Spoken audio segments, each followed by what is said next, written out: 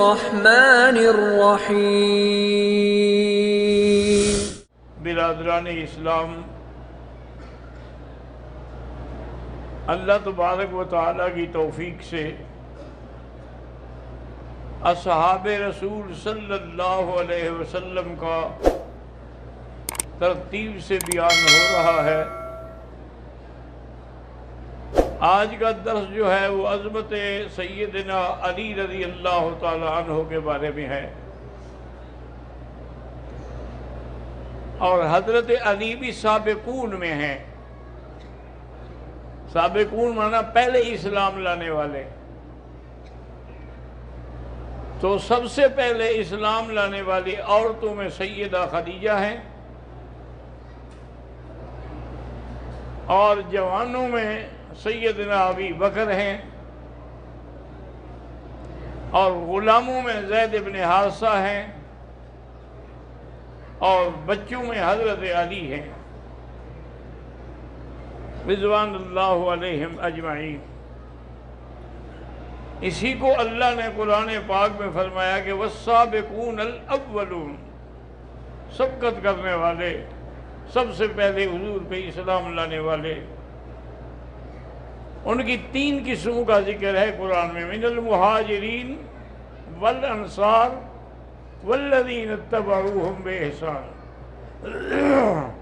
مہاجرین جو مکہ سے ہجرت کر کے مدینہ گئے،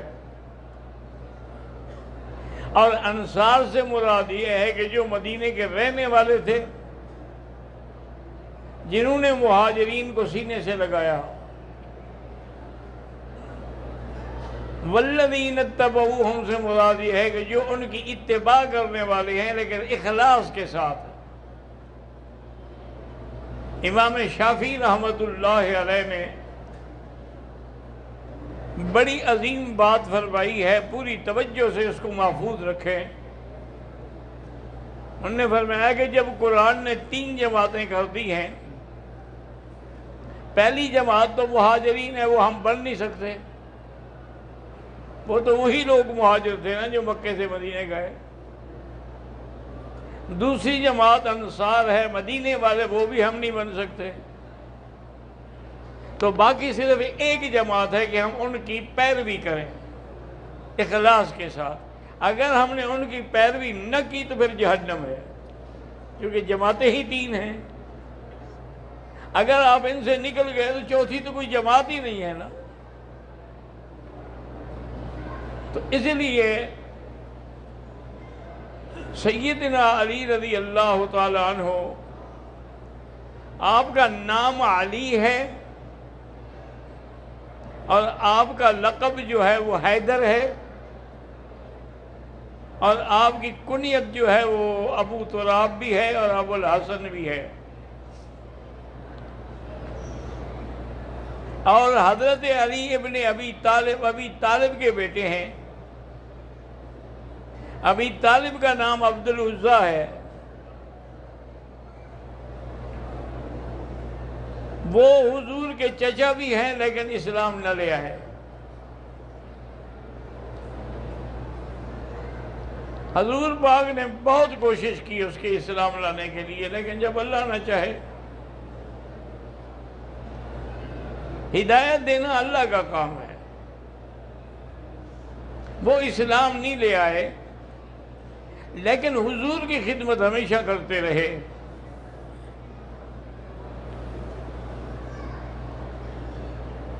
حضور صلی اللہ علیہ وسلم نے اپنی خوشی سے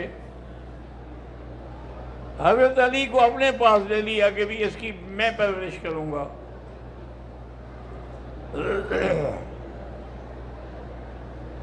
اور جعفر جو ہیں ان کو حضرت عباس نے لے لیا۔ حضرت علی چھوٹے تھے، بچے تھے، یعنی وہ دیکھتے بھی حضور کوئی ایسے کھڑے ہوتے ہیں، پھر رکوع میں جاتے ہیں، پھر سجدے میں جاتے ہیں، اور اس کے بعد بیٹھ کے پڑھتے رہتے ہیں، پھر دعا مانگتے ہیں بڑی لمبی لمبی، تو اس کو پتہ نہیں ہوتا تھا کہ یہ کیا کرتے ہیں۔ ایک دن اس نے کہا کہ حضور یہ کیا کرتے ہیں آپ؟ نے کہا اللہ کے بندے تم ابھی بچے ہو، یہ دین اسلام کے فرائض ہیں، اللہ نے ہم پہ فرض کیا ہے، انہوں نے کہا جی پھر مجھ بھی فرض کیوں نہیں کیا، مجھے بھی آپ کلمہ پڑھا دیں، میں بھی ایسے کیا کروں گا جیسے آپ کرتے ہیں۔ حضور پاک نے اس کو کلمہ پڑھا دیا، اس نے بچپن میں کلمہ پڑھ لیا۔ تو وہ بچپن میں اسلام لانے والوں میں ہوا۔ حضور صلی اللہ علیہ وسلم نے جب یہ آیت اتری وَأَنذِرْ عَشِيرَتَكَ الْأَقْرَبِينَ، میرے محبوب اپنے رشتہ داروں کو پہلے ڈرائیں اللہ کے عذاب سے، حضور صلی اللہ علیہ وسلم نے سب کو ڈرایا۔ اور ایک دفعہ آپ نے اپنے عزیزوں کو، رشتہ داروں کو اپنے گھر میں کھانے کی دعوت دی۔ تمام دعوت کے امور میں کام کرنے والوں میں حضرت علی صاحب تھے۔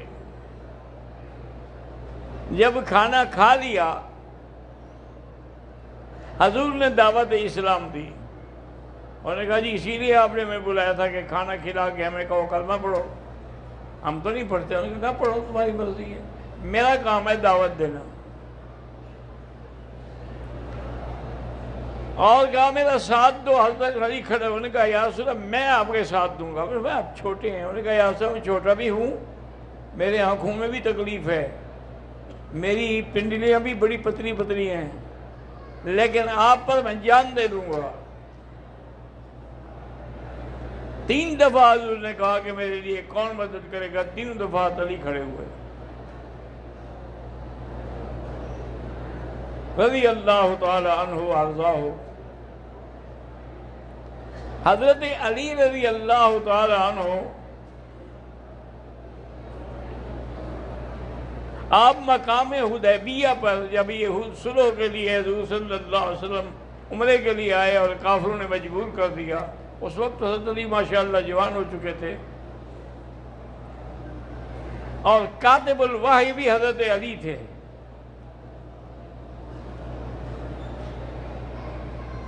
اب جب باتیں طے ہو گئیں، سہیل ابن عامر ان کی طرف سے آئے، مشرکین مکہ کی طرف سے۔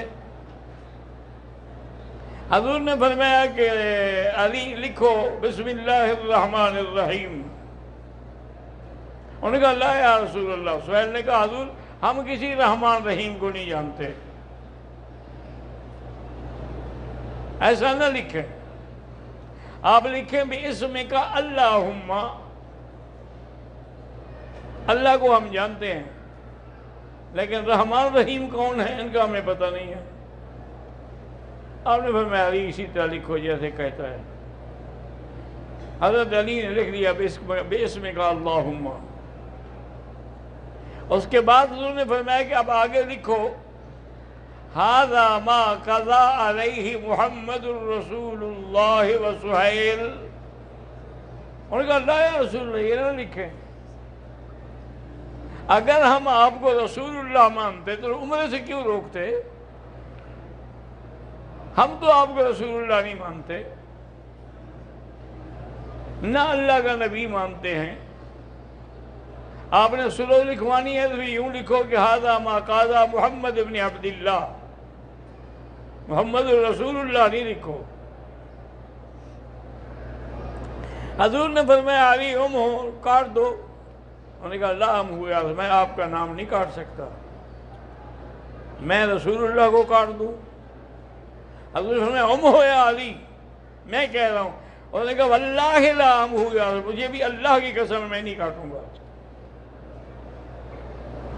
میں اپنی گردن پہ تلوار پھرتی ہوئی دیکھ سکتا ہوں، لیکن محمد مدنی کے نام پہ قلم نہیں پھیر سکتا۔ حضور نے فرمایا اچھا مجھے دکھاؤ۔ وہ کاغذ جو تھا اس نے حضور کے آگے کر دیا۔ حضور نے اپنی قلم لے کر اس جگہ پہ لکیر کھینچی، کہا لکھو محمد ابن عبداللہ۔ بہرحال صلح ہو گئی، واپس آ گئے، لیکن حضرت علی رضی اللہ تعالیٰ کی محبت کا ایک کمال ہے کہ حضور کے کہنے کے باوجود بھی اس نے حضور کا نام نہیں کاٹا۔ اسی طرح حضور صلی اللہ علیہ وسلم جب حج پہ آئے تو آپ نے 100 اونٹ اللہ کے راستے پہ قربانی کی، اور ان میں سے 63 اونٹ جو تھے حضور نے اپنے ہاتھ سے ذبح کیے، اور 37 اونٹ جو ہیں ان میں وکیل بنایا حضرت علی کو۔ حضرت علی رضی اللہ تعالیٰ عنہ نے ان کو ذبح کیا۔ اسی حج کے زمانے میں کچھ لوگوں نے حضرت علی کے بارے میں حضور کے سامنے کچھ شکایات کی۔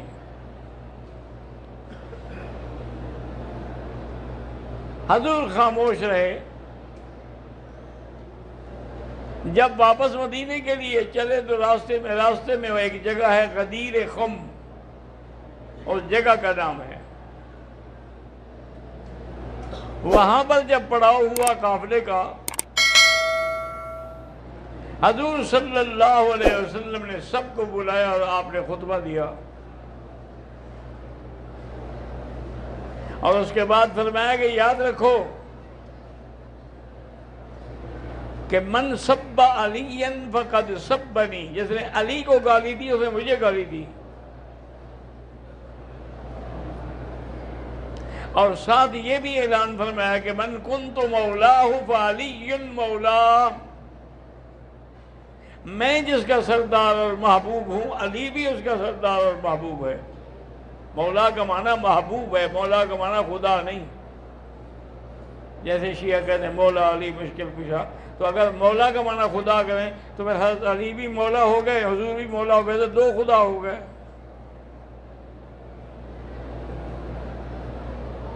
مولا کا معنی جو ہے وہاں مراد محبوب ہے، جیسے اللہ ولی الذین آمنوا، اللہ مومنوں کے دوست ہیں۔ حضور صلی اللہ علیہ وسلم نے یہ بھی فرمایا کہ لا یبغضک یا علی منافق الا منافق ولا یحبک الا مومن، آپ کے ساتھ بغض وہی رکھے گا جو منافق ہوگا، اور محبت وہ رکھے گا جو مومن ہوگا۔ حضرت عمر رضی اللہ تعالیٰ عنہ بڑی خوشی سے اٹھے اور کہا کہ ہنیئن یا علی، علی تمہیں مبارک ہو، اصبحت ولی کل مومن و مومنۃ، ہر مومن مرد اور عورت کے تم اب دوست اور ولی ہو۔ تو وہ فتنہ الحمدللہ ختم ہو گیا۔ حضور واپس آ گئے مدینہ منورہ میں۔ تو جب آیت تطہیر نازل ہوئی، انما یرید اللہ لیذہب عنکم الرجس اہل البیت ویطہرکم تطہیرا، اللہ نے فرمایا میرے محبوب، میں تیرے اہل بیت کو ہر میل سے، کچیل سے، گناہوں سے پاک کرتا ہوں۔ آیات نازل ہو گئی۔ بعد میں حضور پاک نے بلایا حضرت علی کو، سیدہ فاطمہ، حسن، حسین اور آپ خود، اور اپنی چادر مبارک لے کے ان سب کے اوپر ڈال دی، اور ساتھ یہ بھی کہا کہ اللہم ہؤلاء اہل بیتی فطہرہم، یا اللہ یہ میرے اہل بیت ہیں، ان کو بھی پاک فرمائیں۔ تو شیعہ حضرات نے اس حدیث کو سند بنا لیا کہ بھئی اہل بیت تو ہیں یہ 5 جن پر حضور نے چادر ڈالی ہے۔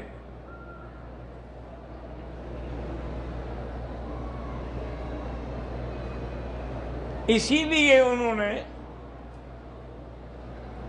یہ اپنے قوم کو بھی اور مذہب والوں کو بھی یاد کرایا کہ لی خمسۃ اطفی بہا حر الوباء الحاتمہ المصطفیٰ والمرتضی ابناہما والفاطمہ،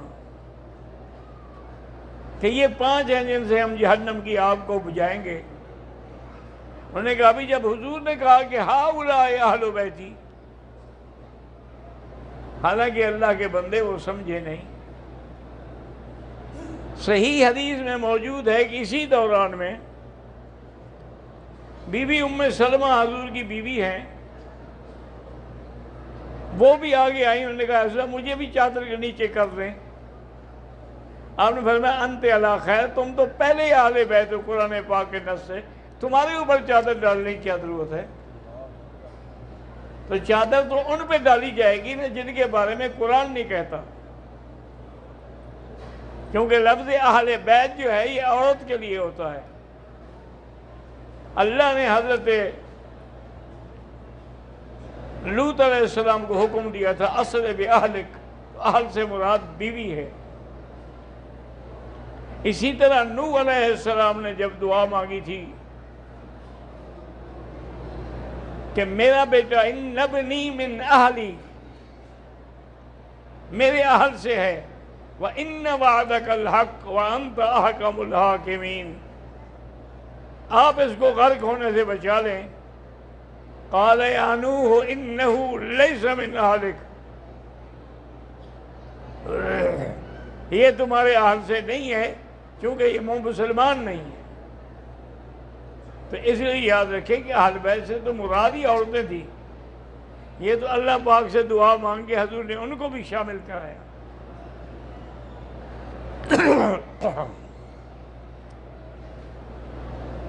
اسی طرح یاد رکھیں کہ یہاں قرآن میں لفظ ہے نا بھائی طہرکم تطہیرا، تو ایک شیعہ کا مجتہد، ان کے جو بڑے عالم ہیں نا وہ مجتہد کہلاتے ہیں، وہ آیا مجھے کہا کہ وکی صاحب، وہ درس میں بیٹھتا تھا، وکی صاحب دیکھیں نا قرآن کہتا ہے یطہرکم، یہ جمع مذکر کا صیغہ ہے، تو یہاں میں عورتیں کیسے اہل بیت میں آ گئیں؟ عورتوں کے لیے تو جیسے باقی صیغے آ رہے ہیں، وَذْكُرْنَا يَا نِسَاءَ النَّبِيِّ لَسْتُنَّ كَأَحَدٍ مِّنَ النِّسَاءِ إِنِ اتَّقَيْتُنَّ فَلَا تَخْضَعْنَ، سارے نساء کے صیغے ہیں، تو یہاں جو صیغہ ہے تطہیر کا یہ تو جمع مذکر ہے، اس میں تو پھر وہ اہل بیت کی عورتیں شامل نہیں ہو سکتی۔ میں نے کہا حضرت ٹھیک ہے، اگر آپ اسی پہ راضی ہیں تو ہم تیار ہیں۔ میں کیا مطلب؟ میں نے کہا بی بی فاطمہ عورت ہے یا مرد ہے؟ کہنے لگا جی وہ تو عورت ہے۔ میں نے کہا ان کو نکال دو اہل بیت سے، ان کو ہم نکال دیتے ہیں۔ اگر عورتیں اہل بیت میں نہیں آ سکتی تو بی بی فاطمہ بھی تو نہیں آ سکتی نا پھر۔ تو میں نے کہا آپ نے شاید صرف نحو وغیرہ کسی استاد سے نہیں پڑھی، یہ جمع تکسیر ہے، مذکر کو بھی مؤنث کو بھی دونوں کو شامل ہے۔ اس لیے ہمارے لیے اہل بیت حضور کا خاندان ہی اہل بیت ہے، بچے بھی اہل بیت ہیں، عورتیں بھی اہل بیت ہیں، حتیٰ کہ حضور نے فرمایا سلمان منا من اہل البیت، حضرت سلمان بھی میرے اہل بیت میں سے ہے۔ کہنے لگا بات تو آپ کی وزن ہے، لیکن میں انشاءاللہ وہاں جانے کے بعد اپنے علماء سے بھی پوچھوں گا اور کچھ کتابیں بھی دیکھوں گا، پھر اگلے سال حج پہ آیا تو پھر آپ سے بات کروں گا۔ میں نے کہا ٹھیک ہے، چلا گیا۔ تو حضور صلی اللہ علیہ وسلم کو حضرت علی اتنے پیارے تھے، ایک دفعہ غزوے پر گئے تو کئی دن لگ گئے، خبر نہیں آئی بھی کیا ہوا۔ حضور پاک نے دعا مانگی اللہم لا تمتنی حتی ترینی، یا اللہ مجھے موت نہ دینا جب تک میں علی کو نہ دیکھوں۔ اس کے بعد ایک دو دن کے بعد علی آ گئے۔ اسی طرح کوئی آدمی حضور کے لیے کوئی خاص پرندہ جو تھا وہ بھون کے لے آیا کھانے کے لیے۔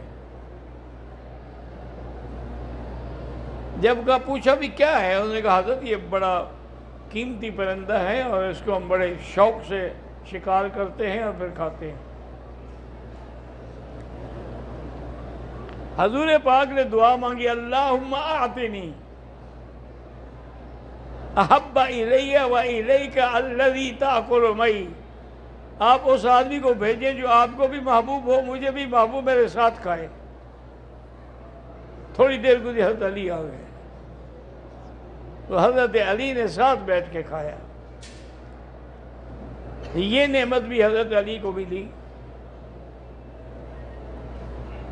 جنگ خیبر کے موقع پر یاد رکھیں کہ خیبر میں کئی قلعے تھے، ایک نہیں تھا، صرف ایک بڑا قلعہ ہے جو قلعہ کموس جو تھا مرحب کا، وہ نہیں فتح ہو رہا تھا، باقی سارے قلعے صحابہ نے فتح کر لیے۔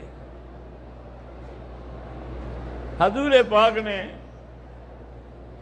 عشاء کی نماز کے بعد اعلان کیا کہ لَآتِيَنَّ غَدًا، کہ کل میں ایسے بندے کو پرچم دوں گا یحب اللہ ورسولہ ویحبہ اللہ ورسولہ، جو اللہ کے رسول کو بھی محبوب ہے اور اللہ کے رسول بھی اس کو محبوب سمجھتے ہیں، اس کو میں پرچم دوں گا اور فتح اس کے ہاتھ پہ ہوگی۔ ساری رات صحابہ کو نیند نہیں آئی کہ پتہ نہیں کس کو پرچم ملتا ہے، انتظار بھی کرتے رہے، دعائیں بھی کرتے رہے۔ صبح کی نماز کے بعد حضور نے نظر فرمایا این علی، علی کہاں ہے؟ انہوں نے کہا حضور فی عینیہ رمد، اس کی تو آنکھوں میں تکلیف ہے، وہ تو بیچارہ نیچے بیٹھ دیکھ بھی نہیں سکتا، خیمے میں بیٹھ کے نماز پڑھ رہا ہے۔ حضور نے فرمایا ایتونی علی، لے کے آؤ حضرت علی کو۔ حضرت علی فرماتے ہیں حضور کا حکم تھا، میں انکار کیسے کر سکتا تھا؟ تو دو صحابہ کے کندھے پہ حضرت علی نے ہاتھ رکھا اور فرماتے ہیں میں زمین نظر نہیں آ رہی تھی، میرے پیر جو تھے کھینچے جا رہے تھے لکیر کی طرح، میں رکھ نہیں سکتا تھا پاؤں۔ حضور کے سامنے فرمایا ادنو منی، اور قریب ہو جاؤ۔ قریب ہوئے، آپ نے لعاب دہن لے کے اس کی آنکھوں پہ ڈالا، اللہم اشفہ ہو، کہ اللہ میں علی کو شفا دے۔ حضرت علی فرماتے بس ہاتھ لگانے کی دیر تھی، لعاب لگنے کی دیر تھی، ایک سیکنڈ میں نہ درد نہ تکلیف نہ پریشانی، اور پھر میری ان آنکھوں میں پھر مرنے تک درد نہیں ہوا۔ حضور کا ہاتھ لگ گیا۔